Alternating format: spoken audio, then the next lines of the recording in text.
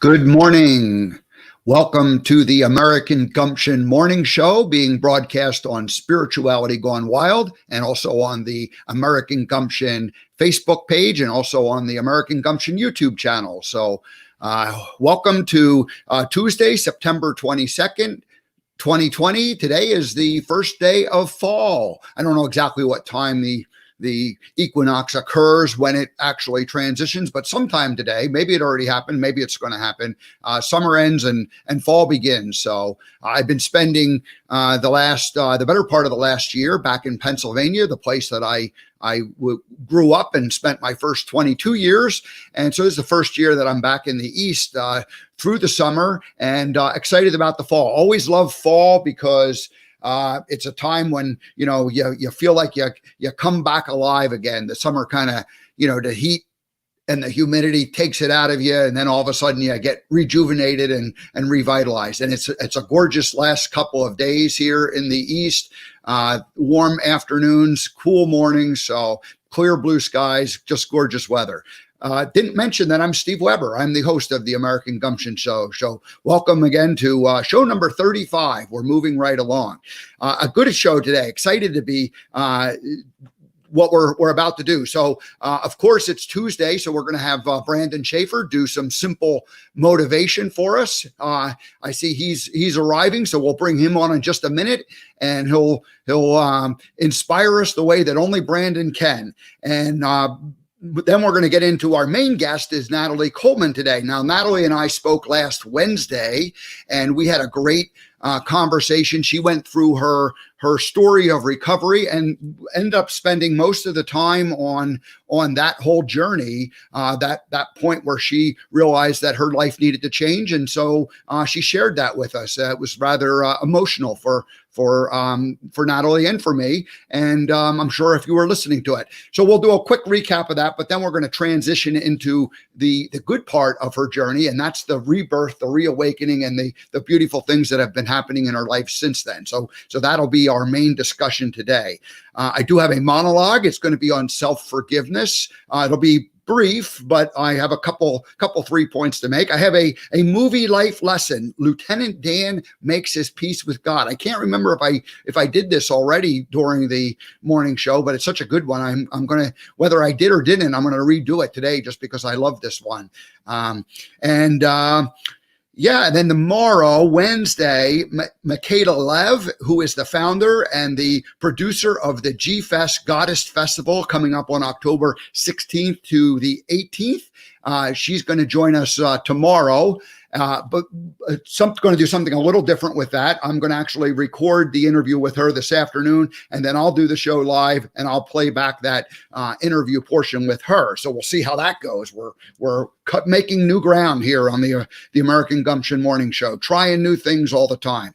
And on Thursday, Scott Stanfield will be joining us, and Scott is the founder and podcast host of Modern Longevitarian, and he's going to explain what that means. But think of a vegetarian with a long life, a longevitarian, and I'm not, it's like a hard word to say, and he's going to explain all of that, and it's a fun thing. But he's got 8 principles that he shares and teaches about how to live a long life. And these are things that he really figured out on his own. And they're things that are many people are teaching about, but he went through the process over a 18-year period of figuring all this out. So excited to have Scott join us on Thursday. All righty. So let's, I see Brandon is in the wings. Without further ado, let's go ahead and play his welcoming song, and then we'll bring Brandon on live, and we're going to have some simple motivation.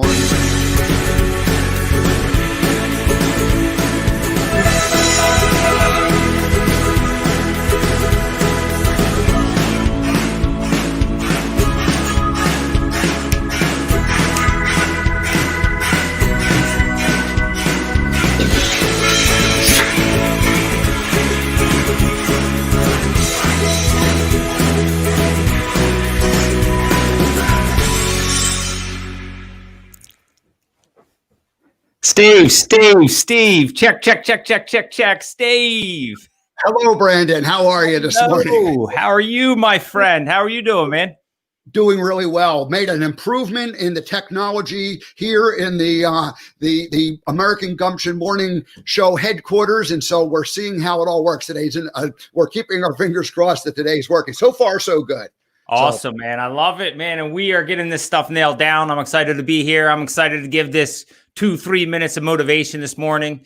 And what I'm thinking about it, and it actually ties into exactly what you just said. What I'm thinking about is putting the time, the effort, the enthusiasm, the passion, the vigor, the fight into continuing learning, continuous learning every single day, day in and day out. What are you learning today, right? What you learned yesterday is good, but use that as a catalyst, use that as the fuel to get you to a better learning position today. The more you learn, the more your mind is going to open up, right? So when I wake up in the morning, I'm always like, hey, help me use my mind to the maximum. Help me be more creative. Help me be just more energetic, more enthusiastic, more passionate, more everything towards being that sponge to learning, right? So if we get stuck in just sitting back and using what we learned in high school, using what we learned in college, using what we learned at our job a month ago,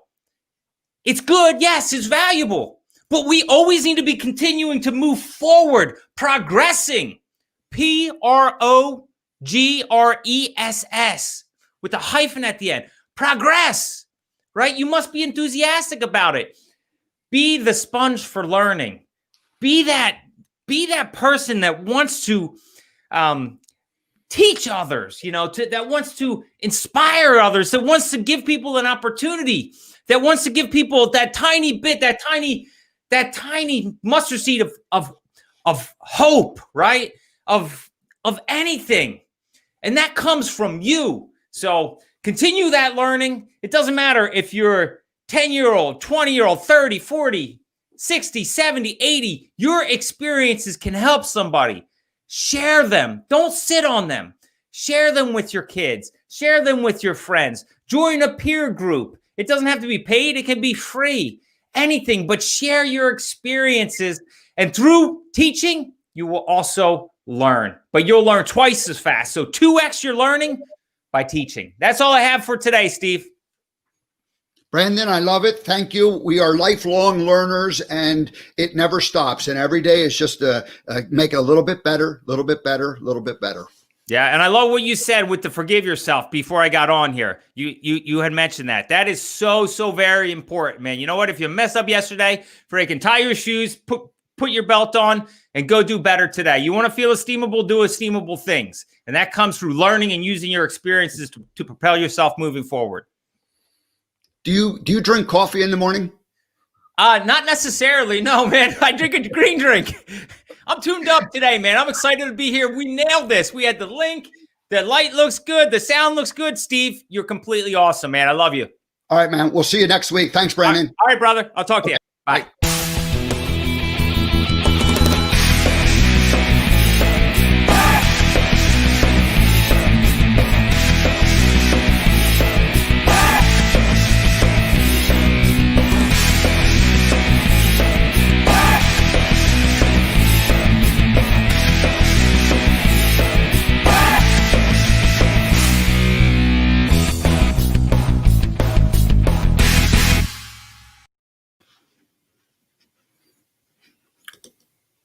All right, there we go. Yeah, Brandon, thank you so much for joining us this morning. That guy, you don't need coffee when he comes in. He just wakes you up and gets you going. And that's how I met Brandon many years ago, was through LinkedIn. And the guy just does videos every day, and we got to be friends. And I said, hey, Brandon, would you just join me on the American Gumption Morning Show, maybe one day a week? And he said, yeah, let's do it. So he won't be here every Tuesday. He's got traveling. He's got things to do. So on days that he can't make it, we'll just do without. But on the other days, he's going to join us. And his business is right down below, Simple Business Help. If you are a technology using company, which everybody is, small, medium-sized business, then look Brandon up, because that's what he does. He helps people connect technology and make it all work in a way that makes you more efficient. Technology is nothing more than a tool, and him and his team at Simple Business Help can help people,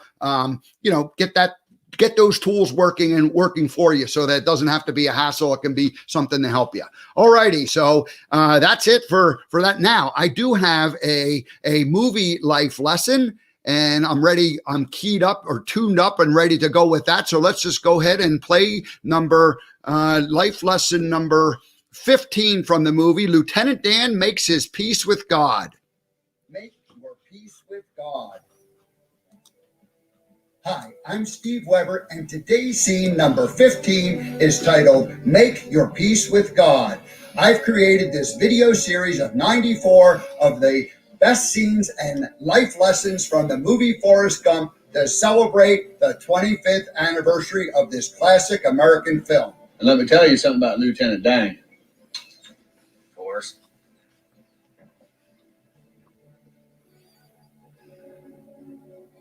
I never thanked you for saving my life. Lieutenant Dan starts by saying, Forrest, I never actually thanked you for saving my life. He didn't technically thank Forrest. He just acknowledged that he hadn't ever thanked him.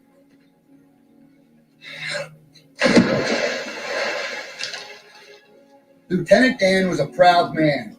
That was as much of a thank you as Forrest was going to get.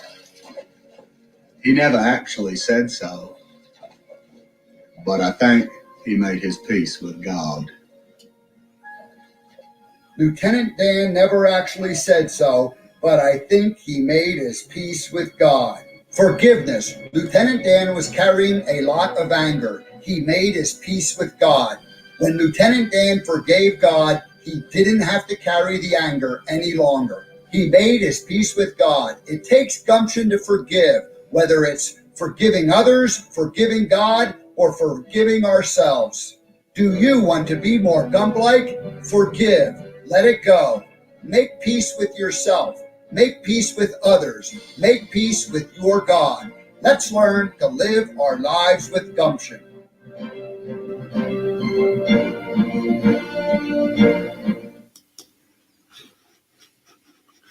All righty, there we are with the scene number 15, the 94 best scenes from the movie Forrest Gump, something I created last year in 2019 in honor of the 25th anniversary of that classic American film. And I decided that was the 15th best scene and 15th most important life lesson. They're all important, but hey, you got to order them and rank them. So anyway, Lieutenant Dan, he was angry. He was mad. He was in a dark spot in his life, after the, accident or not, the war in Vietnam when he loses his leg. And so Forrest meets him in New York City, and Lieutenant Dan's doing a lot of drinking. He's very, dark night of the soul, just living in anger the whole time. He ends up showing up on the dock and becomes Forrest's partner in the business. And he little by little softens and comes back to being a whole human being again. And that's the moment where he finally makes his peace with God. So that was a very important and powerful life lesson, something that it's a tender moment, many tender moments and many funny and other moments, but that was a great one. So anyway, that's it. Now the monologue ties in right with that. And I want to talk a little bit about self-forgiveness. And ultimately what Lieutenant Dan did was he forgave himself. He was, he was angry. He was mad at God. That was apparent. But, I think oftentimes the anger gets blamed on someone else. And ultimately, we have to look internally, and we have to decide what is it we're angry about. And we might be very angry at someone else. We might have reason. They may have done something, but ultimately, if we forgive them, it really gives us the freedom to move forward with our life. And for me, self-forgiveness, it comes down to the belief that, we all are godlike. I had to give up some of the beliefs I had about God, the things you learn as a child, that God is this all-powerful being watching over you and ready to hand out punishment if you stray from the rules and the way of living, and that's obviously something that the churches teach and parents teach. They say, hey, you gotta behave yourself, otherwise God will punish you. And so we become fearful of this God. And so the evolved thinking that I've come to believe is that we are all connected. The universe, everybody is connected with each other, and there is this universal force and power, and let's call that God. But better words for it are spirit or source, higher power, the universe. Those are words I like to use these days. And so, you can still say God, that's fine. And there's all kinds of different gods, versions. All the religions have their own version of it. So anyway, if you think though about how we're all connected and that there's this source or higher power or connectedness that everybody is part of, then we are all part of being that God. And so once you begin to understand that, you go, well, hey, I can forgive myself because, I'm part of that. I'm part of the universe. We are all connected in that same way. And things that I've learned to do is how do I pay attention to how do I talk to myself? And people put each other down, or people put themselves down. If you hear a person, you're talking, having a conversation, they'll say things about themselves that are not very nice and things that they would never say to someone else. But that self-talk that we have in our head, the subconscious, the chatter that goes on, it can be really nasty and mean when we are critical of ourselves. And so learning to control that, first of all, becoming aware of it. And then once we become aware of it, we can begin to control that and say, hey, that's not very nice talk. I don't want to do it. In my own case, I've been journaling for the last 7 or 8 years on a pretty regular basis. I don't do it every day, but I go through streaks where I'll do it 10, 20 days in a row, and then I'll take a few days off or even a few weeks.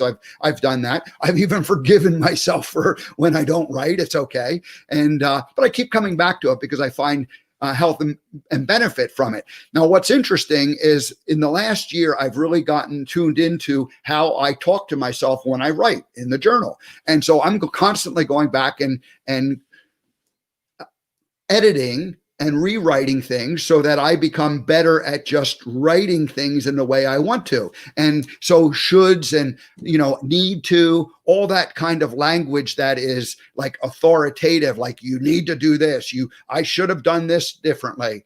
I'm softening that language and I'm being kinder and gentler. And so I'm saying things more as a suggestion and encouragement, and I choose to do something as opposed to I need to do something. So that's the kind of self-talk that I've done, and that's all part of forgiving myself. So that's really it. I don't have a whole lot more, but I think it's kind of neat to think about Lieutenant Dan, getting to that point where he forgave himself, and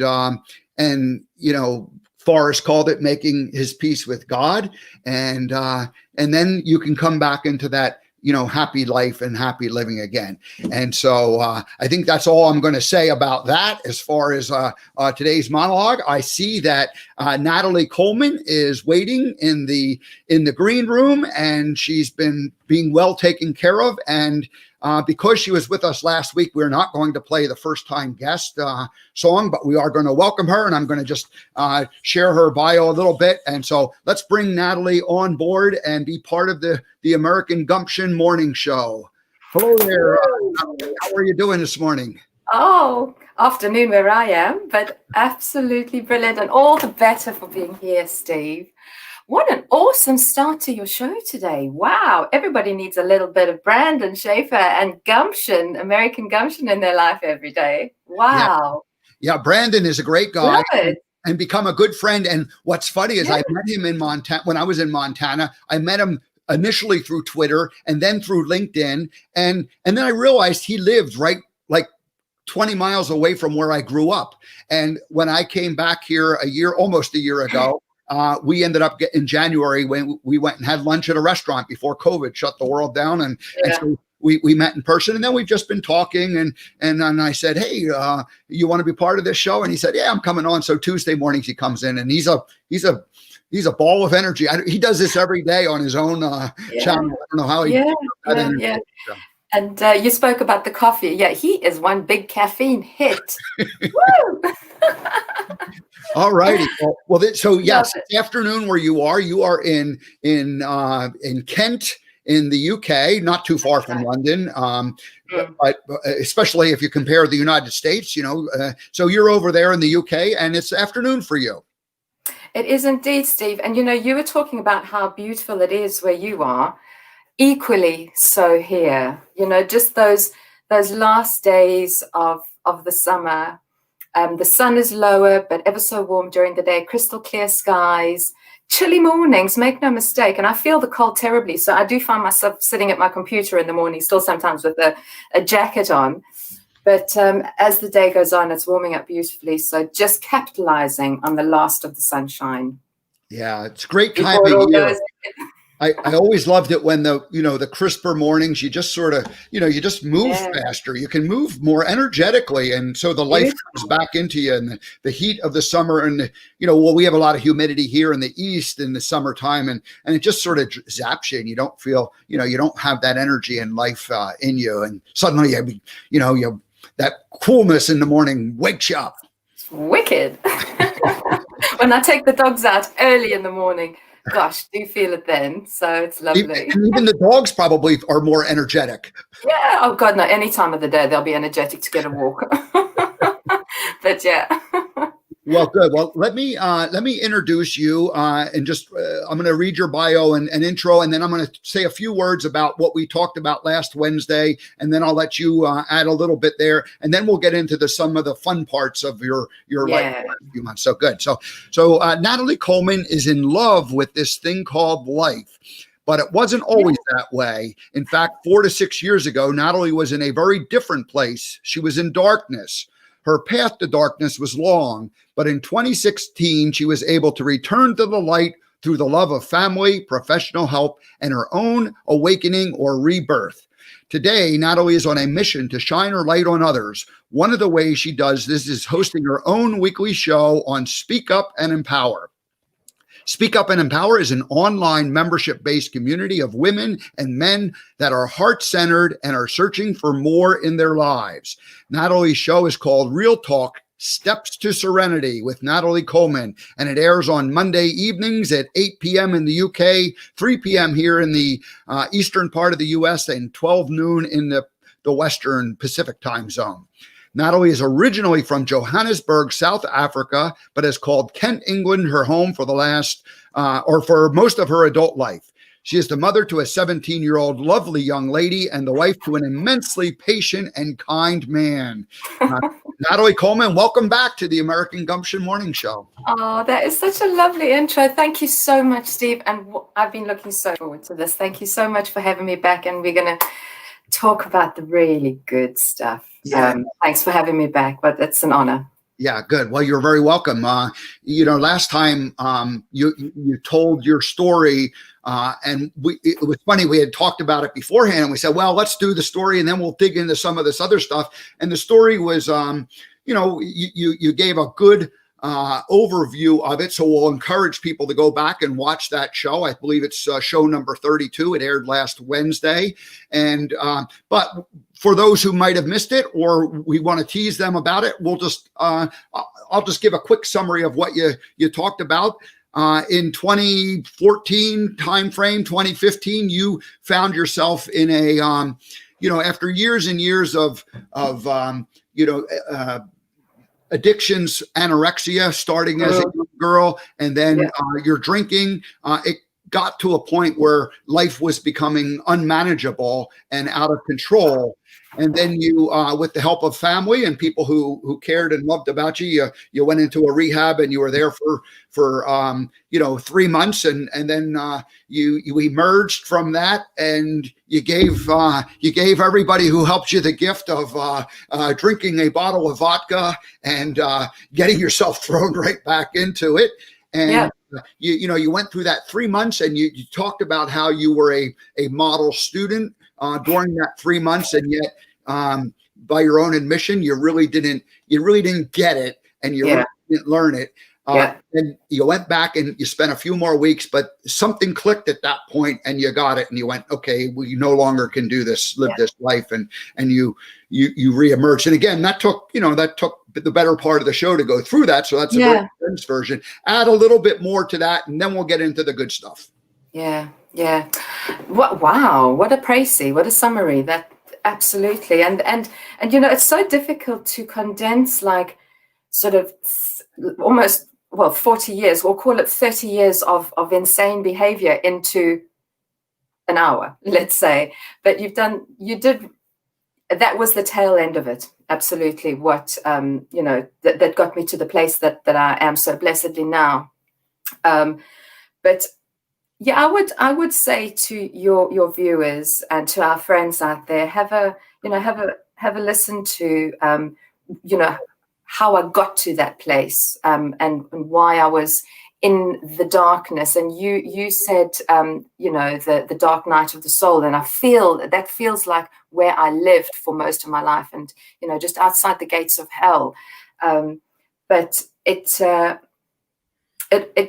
really all changed when I became willing to accept the fact that there was actually a problem, and that it was going to take some serious honesty and an open mind to try and find my way out of the trouble that I was in.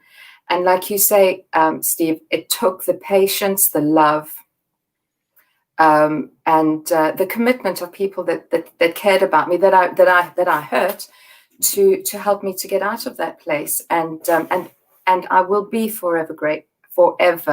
There's not a day that goes by that I don't say my prayers of thanks. Now, it's easy to, I will always look in the rearview mirror, because I can never forget where I've come from. But I don't stare into the rearview mirror, because there's a beautiful path that lies ahead of me, and I don't want to, to lose track of, of the painted lines in front of me, and the beautiful light that I continually manage to walk in and live in, and all of the, we're going to be talking today about, the gifts. I call them the gifts of recovery, and the promises that are spoken about, that are truly coming true in this new journey of life of mine. And so I'm just trying, your guest spoke,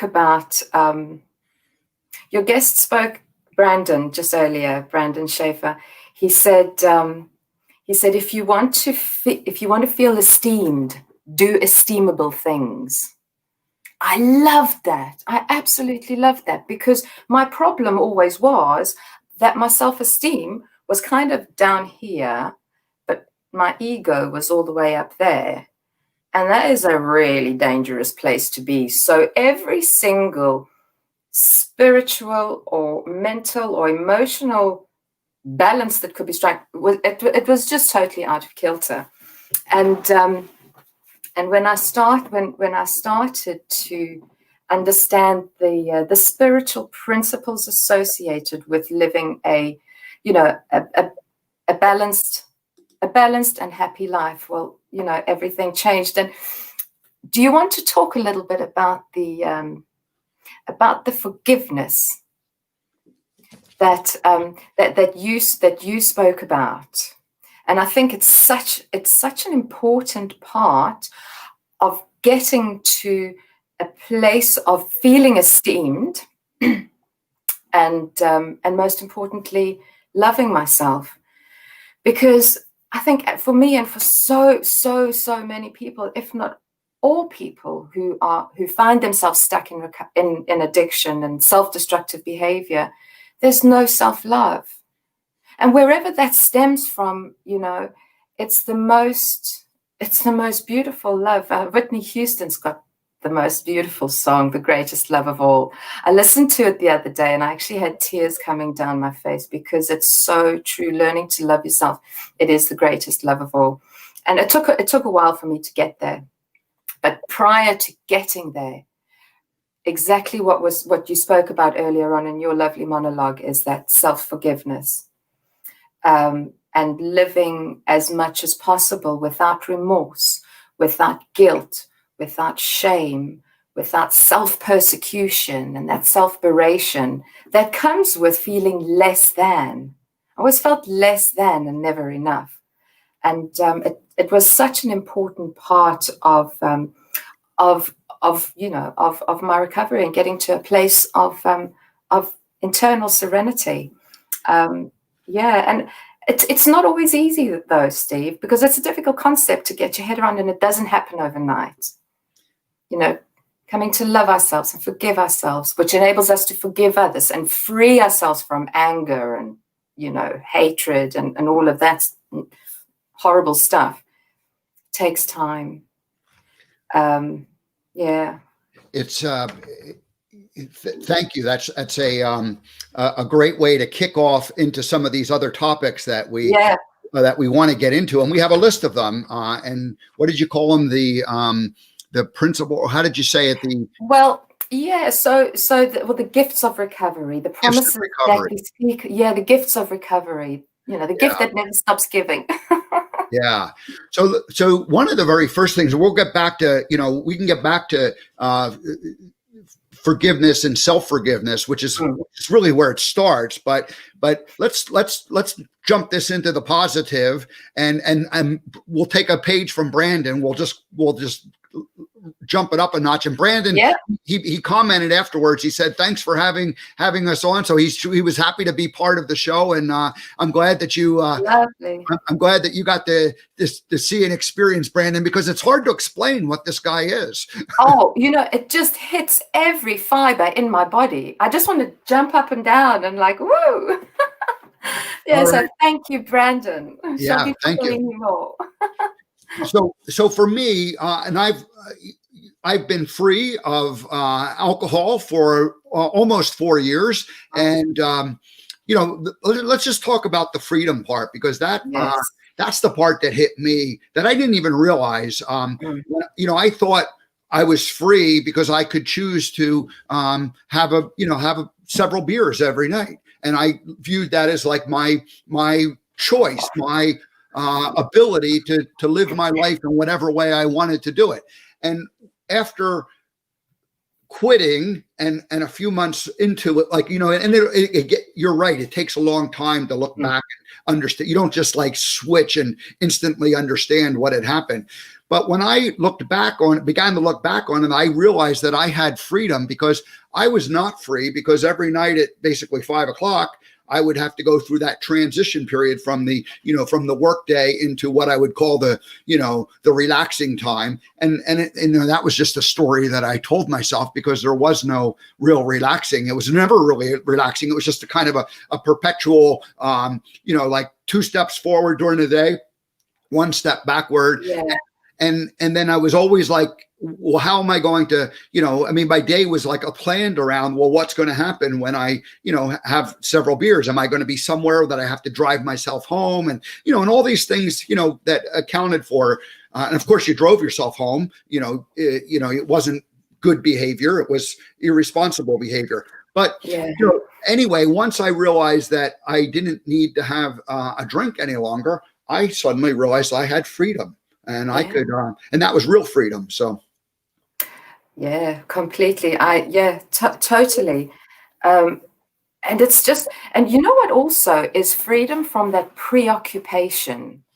And because that was one thing that was only brought to my attention, as with so much in the beginning stages of my recovery, was that preoccupation with drinking. The amount of time spent on figuring out where to get, how to get the drink, when can I drink, when can't I drink, I'll just do it anyway. How am I going to get home? What if I don't have anything left for later? So just the amount of time spent thinking about all actions that should just be a normal daily thing for normal people.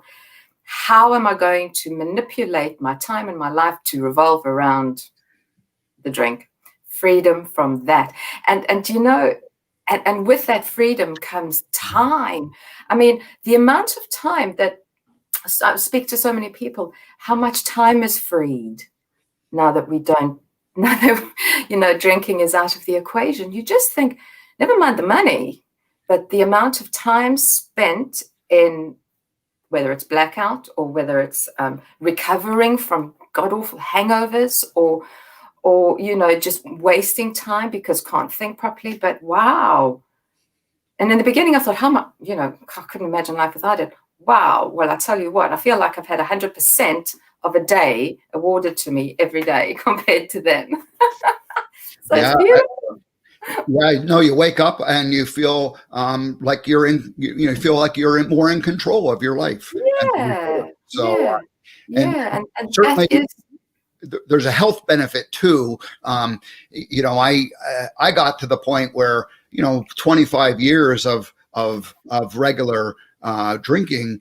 I mean, I just woke up and I look in the mirror and I look tired and I didn't look healthy. And that was part of the for me that was a motivator when I went, oh my gosh, I'm not going to last long if I continue this type of behavior. And so there was now there's freedom from health. from health, right? Yeah, exactly. And it's quite incredible how quickly we regain a sense of health when we stop drinking.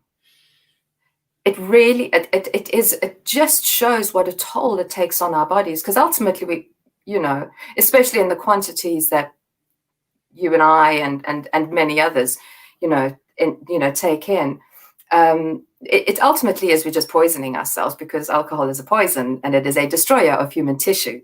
And so it stands to reason that once you stop poisoning yourself, funny that, you're going to become healthier, and it's really quick.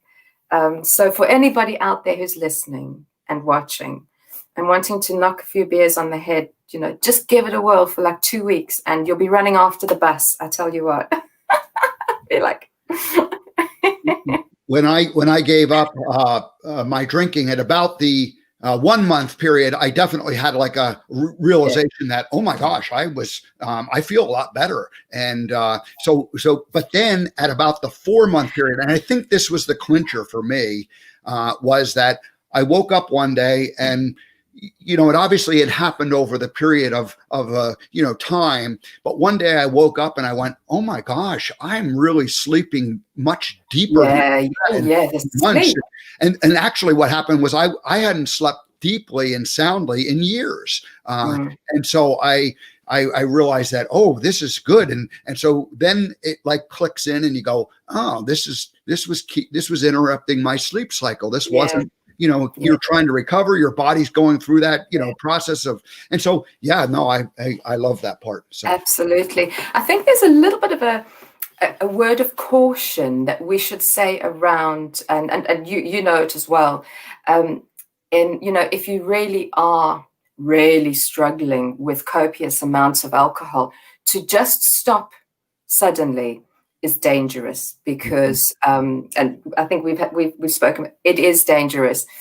Seek medical help, whether you reduce or whatever it is. But if you are like bodily dependent on alcohol, to stop immediately is dangerous because of associated seizures with it. And I know, because I did it to myself. So kind of, word of caution out there.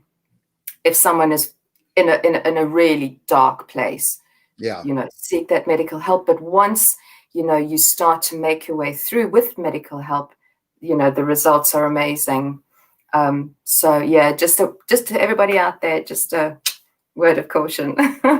That's great advice, and clearly, I am not speaking for the broad population. I'm just from my own experience, and so absolutely, there's lots of professionals out there who work directly with this. Our friend and my colleague here at Spirituality Gone Wild, Sept, he's an expert in that area. So you need to get, guidance and help. And so my advice is more like anecdotal as opposed to from a professional point of view.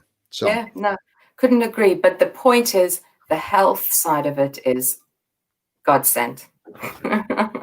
How let's shift gears. Living without fear. How has your life become?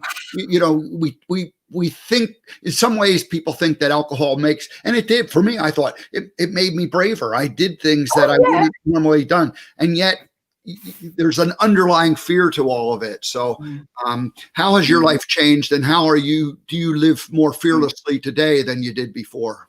Yeah. Well, I'm not jumping out of planes and doing skydiving yet. Right. But that on my 50th birthday in a couple of years' time, my aunt in South Africa said to me, Natalie, you coming over and we're jumping out of a plane. And I was like, okay, right.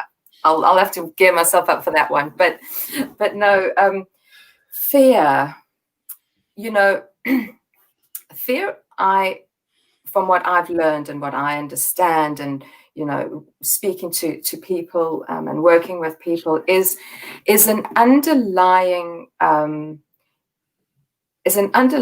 emotion, is an underlying factor to so many sort of dysfunctional behaviors and other emotions. For example, anger. For example, anger especially. We feel anger because something is threatening us. What is threatening us? And that in itself is a fear. And fear, if as an acronym, which I've learned, is false evidence appearing real, or false expectations appearing real.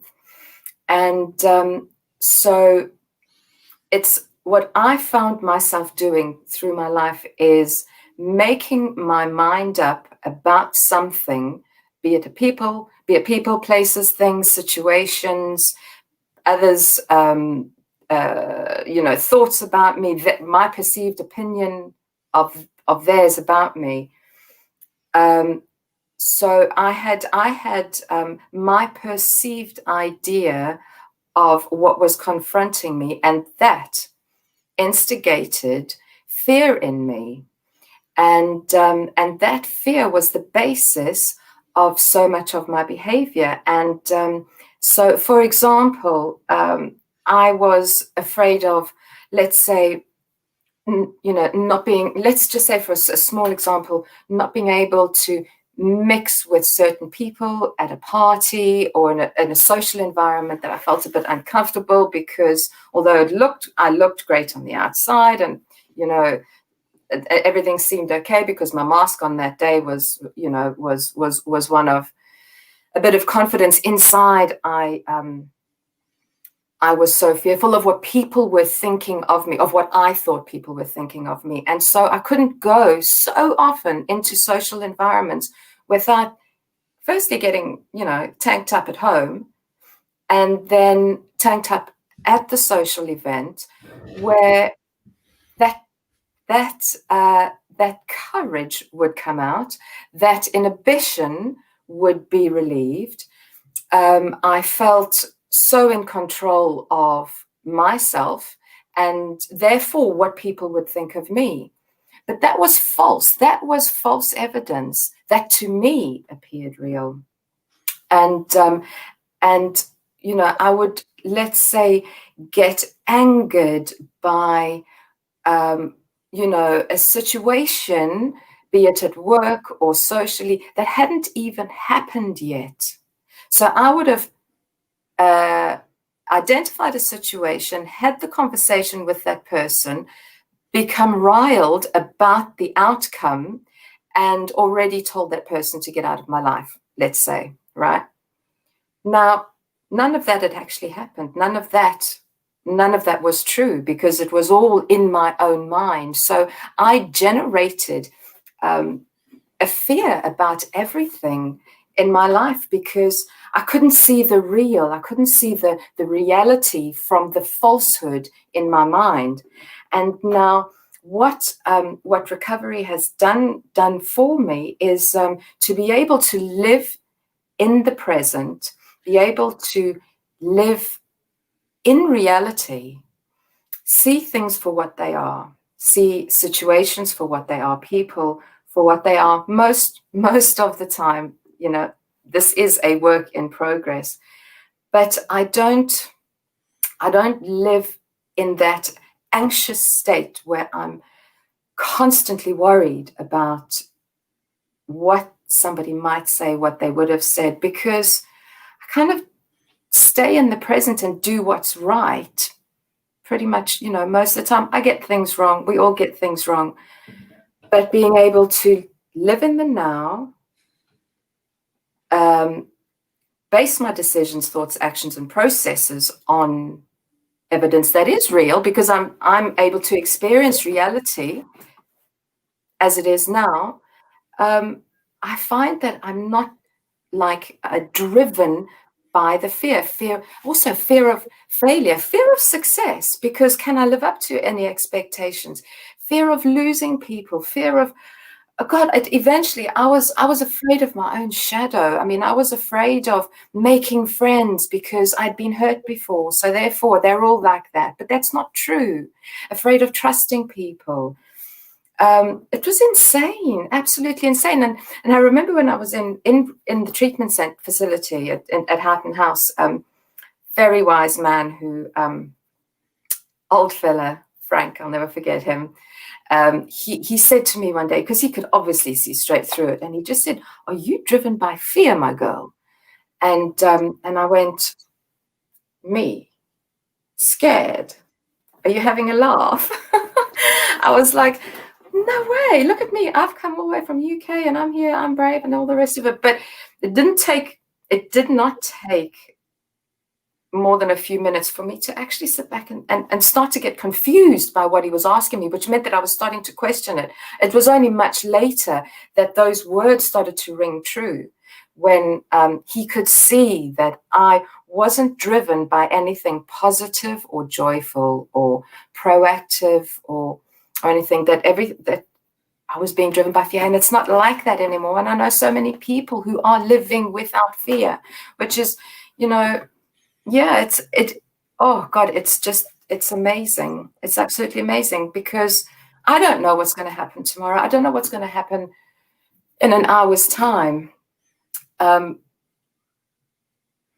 Life, you know, things are what they are. And to the best of my ability, I manage them as they come to me without anxiety.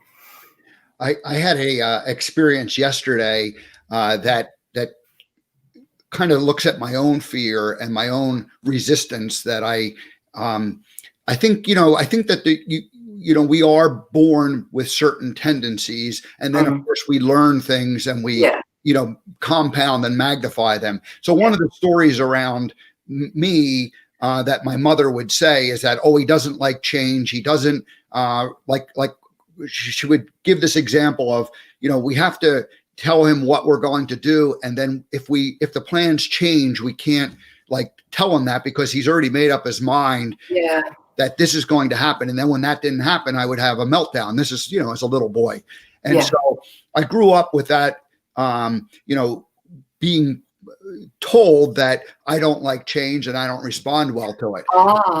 And you come to believe that because you find evidence that proves that. Well, nobody really likes change. Nobody likes last minute surprises. And there you go. And yet you could be somebody who said, oh, he responds, he's so flexible. He responds well to change it. So yesterday I had a situation come up where I was asked to do something that was different than what the plan had been. And I initially kind of went into that reaction mode of like, oh, no. Why do I have to change right now? What, and I didn't, here's the good part. I didn't respond immediately. I took a little bit of time, about an hour, to think about what had happened. And like, if I had responded immediately, it would have been like, no, we're not going to, that's not the way I do things. And so I gave it a time. And what I did was I realized that, my job as being part of this world, the American Gumption world that I'm creating, is that I have to help others look good in their situations. And so then I went, you know what, I can just, it wasn't a big deal. And so we changed the plan, and I just went with it. And now the person I'm interacting with is like very pleased and happy. And so it was, and I'm wondering, as you're talking, what is the fear that I have of like giving up control, or, like somehow like, if I compromise, it's somehow, my own dignity that's, being compromised. And that's not the case at all. So somebody came and said, hey, can we do it this way instead of this way? And it was like, sure, of course we can. And actually, it's going to be fun to go ahead and do it that way. Yeah. Anyway. And those are good questions to be asking ourselves. Why did that make me so uncomfortable? Why? And I'm so glad you've spoken about an example, because only just very quickly, this sense of fear and a test for me in my recovery was really put to the test. I had a very, very stressful work situation, and I found myself not being able to be entirely honest about a part of a process that we were going through, because I thought I was protecting people in this process. But it ended up, and I just kind of, let it go and thought that it would just sort itself out. And that sort of turned into putting me into a state of anxiety and fear. And the reason that I was put into that state of anxiety and fear is because the basics of what I should have been practicing, i.e., honesty, using some courage to speak about that stage of the process in the business project, I had not adhered to, and I should have known better. And it was a great learning curve for me, because it really did take its toll on my state of mind. And then when it was finally addressed and I could finally ask for some help in dealing with it, wasn't anywhere near as dramatic as I thought it would be in resolving it, because I just had to get out of my own way and not worry about what people would have thought.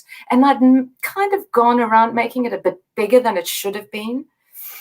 But it was, being conscious and alive and able to look at situations like this, the learning, what Brandon was saying, what can I learn today? And goodness me, did I learn some really valuable lessons in that I was able to apply and am applying in my work life. It's just, it's incredible. So it still creeps up. In the olden days, these issues were not being addressed. They were just being masked and forgotten because you were medicating and forgetting it that way, but you were never really, it never really solved the problem. It just sort of, it kind of disappeared temporarily, but it never. And so life is not, a walk in the park where everything goes exactly the way we want it to go. No. So if we think about, we need all of our facilities, mental, physical, to deal with the challenges of life so that we can make, good choices that benefit us. And we end up with, win-win situations and people, joy and love are, underlying the whole process. And it's, that aliveness or that rebirth, then life becomes quite fun and interesting, as opposed to, the days where, you just didn't deal with things. You just kind of forgot them, and they just sort of, would build up and, become like, and it never got resolved. So you just repeated the pattern over and over and over again. Yeah. Well, that's it. And, I spent my life doing that, and I'm still working at making that better. But just, just putting a lid on all the trouble. And right now, I've got stuff that needs addressing, but it's not keeping me up at night. And I'm in the process of processing to be able to deal with it and make decisions, not on a rash outburst or anything like that. It's pretty cool. So, did you notice your sleep improve after a bit of time? Oh my God. Yeah, that's gift number, I don't know what number of recovery, but wow, sleep. Because there was none. It was pass out, wake up, pass out, but oh my goodness. And being robbed of sleep and not having a healthy sleeping pattern is torture. It really is. And and peaceful sleep. Mm-hmm. And I could I'd never be able to just put my head down and nod off. Now I'm like, I'm a goner. I'm a goner when I put my head down. I might listen to a bit on, or maybe just watch, a bit of a podcast or something like that. But within 5 minutes, I'm gone, and I wake up with my earphones in and got to pull them out. But yeah, sleep. Highly recommended. Natalie, we did it again. We went through two of your principles. So we got into really the freedom aspect and the living with with fear, but we haven't touched on relationships or forgiveness, the attitude of gratitude, teachable. I call it coachable in my own honesty and love. So I'm going to have to ask that you come back and join the American Gumption Morning Show again, and we can continue this conversation. I'll come back however many times you want me to, because it's just such beautiful, the things that we're talking about that, oh golly, yes, Steve, that would be an absolute honor. But you know what's great is that you've done quite a bit of talk on forgiveness. Last week you spoke on it. Brandon touched on it. We've spoken about it. So that's wonderful that, we are talking about it. And Brandon spoke about that teachability, staying teachable, be a sponge every day. Yeah. And so, can't wait to come back. Seriously. Oh, good. Well, we'll figure out when our schedules work, and we can get you to come back. It'll be in a couple of weeks, but I'm sure glad that I felt like I wanted to, make this, more of a positive thing, because recovery, for me, recovery has been nothing but a positive thing. Yeah. And so I think that, to continue the conversation about the benefits and of course, the learning, the teachable, the curiosity that, is back into, and really the rebirth. We even touched on that. Well, I mean, all of these things are the rebirth. And, the coming from, that darkness to light again. So anyway, I just think it's a great story. I appreciate who you are. And and it's so much fun. Your show is just so awesome. I have such fun on it. So I'll come back any day of the week. All right. We'll have your people. I'll have my people get in touch with your people. Yeah. And, if the negotiations go well, we'll find a time when we can make it work for both our schedules. So, well, listen, if you just keep that dried fruit bowl and nuts and green tea, I'll be here any day in the green room. All righty. Well, good. And your show is going well. You are enjoying. Yes, we had a break last night. Yep. But got a beautiful guest coming up next week. The show is amazing. I just feel so blessed to have people like you come onto my show, and some amazing guests. So thank you for allowing me to speak about that. But the show is going really well. Thank you. All righty. Well, we'll see you again then in a couple of weeks, and we'll continue our conversation with part 3 of recovery. So thank you. You need to do the A to Z of recovery. the A to Z of recovery.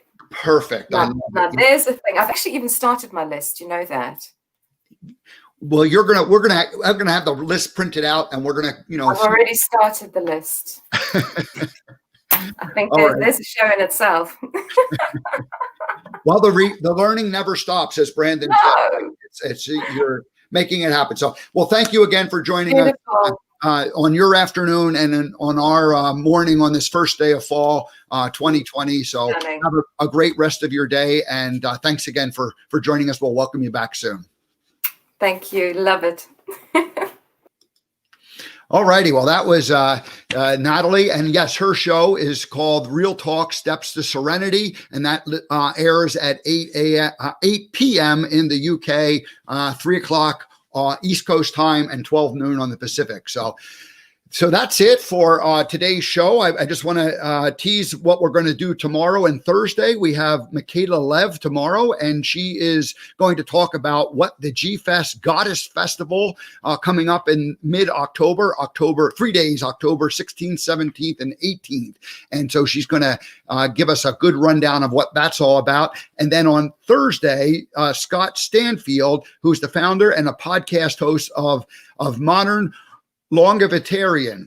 And longevitarian is, think of it as a vegetarian, only a long life. So you live a long life, and he's going to talk about that. And sleep is one of the important foundations, and breathing, and the food, of course. So he's got his own 8 principles. And so my guess is that we'll do the overview on Thursday, and then we'll probably have Scott back in the future to dive deeper into some of those topics. So that's it, folks. Have a great day. We'll see you tomorrow morning, and excited to have Michaela Lev be our guest tomorrow. All right, everybody, have a great day. We will see you tomorrow.